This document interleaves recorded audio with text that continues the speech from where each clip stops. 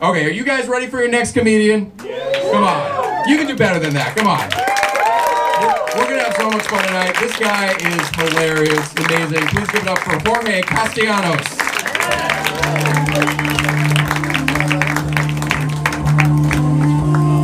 All right, give it up for the Jew. I was like, oh, all right. I guess I'll do that. How you guys doing? Everyone having a good night? 10 p.m. We're good time, yeah? Good. My name's Jorge. I'm Hispanic. I'm Cuban, to be more accurate. People say to me all the time, Jorge, speaking Spanish, that's got to help you with the ladies. Let me say the joke. It does not help me with the ladies. Turns out, you have to be hot, too.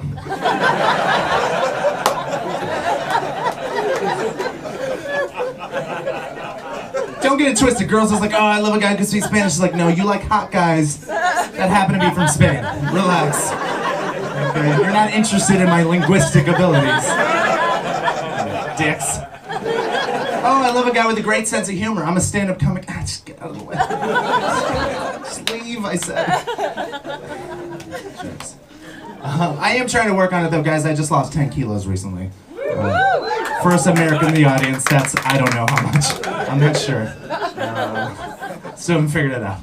I wish, I kind of hit rock bottom, unfortunately. People are starting to be able to tell I was fat on the phone.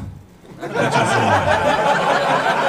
it's not the greatest look, guys. It doesn't help you out that much. You're like, Jorge, did I catch you made a workout? It's like, no.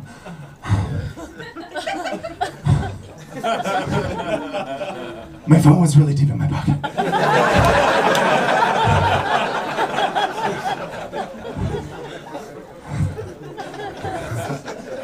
I wish that was a joke. Not a joke. I'm working on it though. I'm trying to become a better person. I'm from Texas. Any Americans in the house? Texas. Where are you from? Michigan. Michigan? The Texas of the North. Someone said Texas in the back. Anyone from Texas? Yeah. Yes. Oh, that vote. Yeah. That was fucking Texas. That's right, and I voted for him too.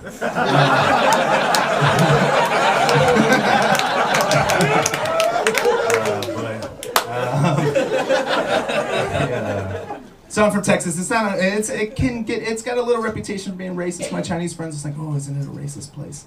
It's a little bit, right? It's not uncommon to hear. There's too many Mexicans here. We're in a Mexican restaurant. Calm down. We're supposed to be here, guys. Relax. Thing is, I don't know if you guys know, Hispanic people hate each other more than white people hate us. Right? We hate each other. Like, the way my neighborhood worked out is it was Mexican people, white people that hated Mexican people, and then my Cuban family right in the middle. And my dad hated the Mexicans way more than anyone else. And my dad was super racist when it came to Mexicans, right? And we'd go down to the nice mall, right? We'd walk around and things. And every once in a while you hear, go back to Mexico!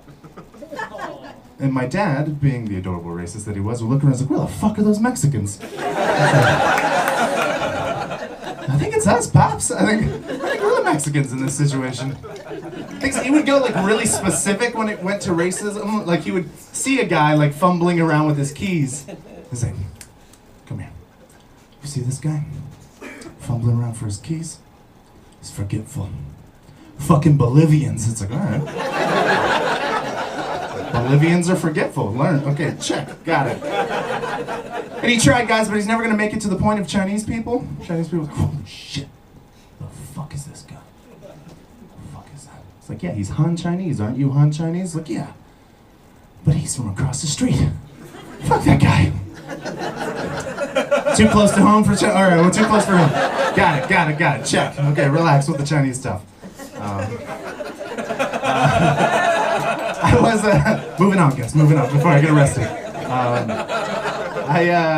I used to be poor in America, which was great. It was awesome. And anyone wear hand-me-downs before? Yeah.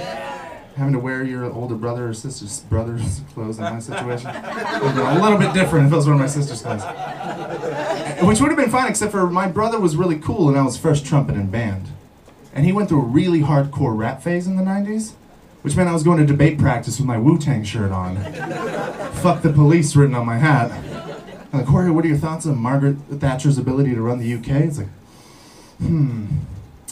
this house believes that bitches ain't shit but hoes and tricks.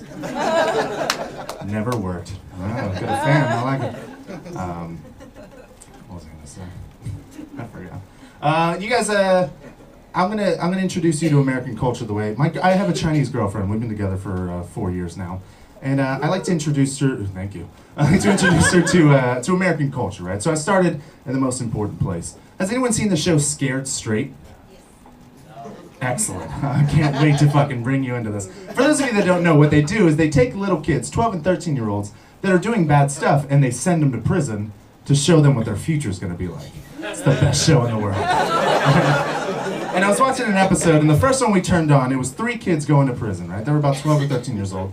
First kid, on the bottom it said, stabbed his classmate, expelled for school, mom's worried he's going to murder someone, right?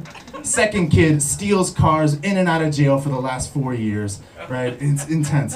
There's a third kid, Jamal. He was my favorite. He had Coke rimmed glasses, and on the bottom it said, Jamal doesn't listen to his mom, doesn't do his homework. So his parents were like really stepping in. It's like, all right, you don't do your homework one more time, I'll show you your future. And you can't show kids what prison's really like. It's fucked up. They're kids, right? So they have to like make up a fake prison. And it's all a bunch of like big giant guys screaming at children. And this kid comes in and someone starts screaming at him and immediately starts breaking down in tears, right? He's a little kid, right? And the guy's like, if you don't listen to your mom, you're gonna be here for the rest of your life. Get down and do push-ups. And he starts doing push-ups, right? And then they open the jail cell for a murderer's jail cell. And the guy sticks his hand out and says, peel my orange, bitch! And Jamal, still crying, is peeling his orange. You know, prison, right? Everyone knows prison. This is what prison is. Push-ups and oranges.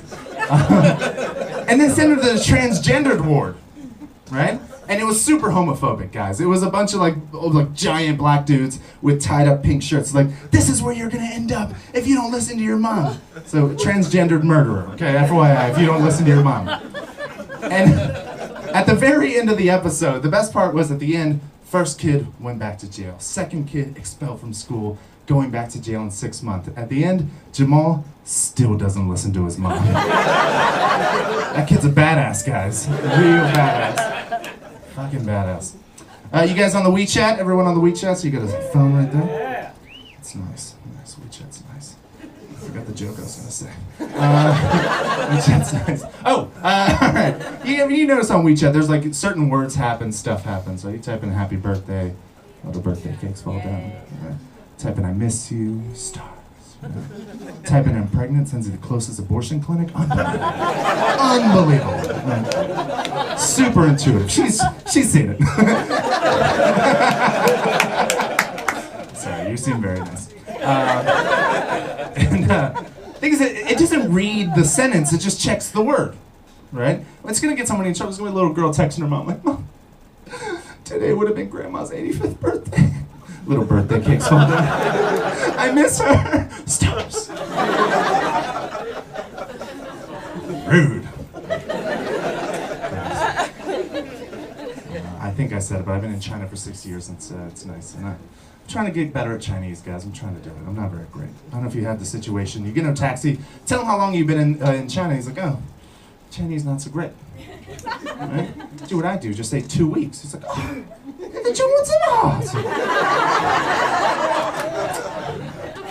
because I just don't want to be one of those people, you see them, they go on dates and they can't speak to the person they're dating, right? And they're the weird dates where they're talking about very childish stuff. You've seen it, right? It's weird. Right? It's like, what must it be like when you're linguistically 5 years old in your girlfriend's language? She's linguistically 5 years old in yours. And you're walking down the street, you're holding hands. In Chinese, she's like, are we gonna get married? Are we gonna have kids? Is God real? And he's like, it's a brown dog. It's a brown dog. Yeah, brown dog. There's a lot of brown dogs in the city, is what I'm saying. Just bringing awareness to the brown dog situation. I don't care if you don't like it. I informed you. Okay. So I want to tell you one last story, if you don't mind. I get a lot of people adding me on WeChat. Random people adding me on WeChat. You guys can all add me later too. I'm gonna forget all of you immediately. And this lady added me. She was about 40 years old. And I was like, I'm sorry, how do we know each other? She's like, oh, we don't. I just want to practice English. I was like, I don't do that, but let me see if I can find you somewhere. And every day for 3 weeks she texted me. She was like, good morning, how are you? She was so sweet. I was like, all right, I'm going to help her. Helped her out, right? Every day we'd text and we'd do little keywords and stuff. She'd tell me about her family, the whole deal, right? A couple days ago, she FaceTimes me at 11 o'clock at night. She says, do you want to practice English? I'm like, my English is fine, no thank you. She's like, oh, okay. Massage, 400? I was like, oh shit! She was a prostitute the whole time. 3 weeks we've been talking, right? Tricky. Unbelievable, right? And then my girlfriend spent the night the other day, and I was like telling her this story, and she was laughing, I was laughing. And it was like a beautiful Sunday morning, sun was coming through, and it was like one of those really like special, Sunday mornings, really nice, right? And then I had that feeling, I was like, man, this girl's awesome. Like, she's totally cool with the fact that I was talking to a prostitute for 3 weeks. But more importantly, I was like, for the first time ever, I get that feeling of like, fuck, this is real love. Like, I'm gonna marry this girl. This is the one. I felt the one, right? And I was like, oh, you guys felt that. I guys felt it. Texas guys felt it. Right? And it's a special moment. I was like, oh man, I got like really emotional. I was like, oh my god, I love this girl. I want to be with her for the rest of my life. I want to get married. I want to have kids. I want to do the whole thing, right? Like a tear. It's like rolling down my cheek. I was like, holy shit, such a special moment, right? And I looked at her. She looks at me. She's fucking bawling, crying, right? She looks at me. I'll never forget what she said. She looked at me. She said, massage 400. I was like, shit! 4 years later, guys. Anyways, that's my time. My name's Jorge. See you guys later. Jorge Castellanos, everybody.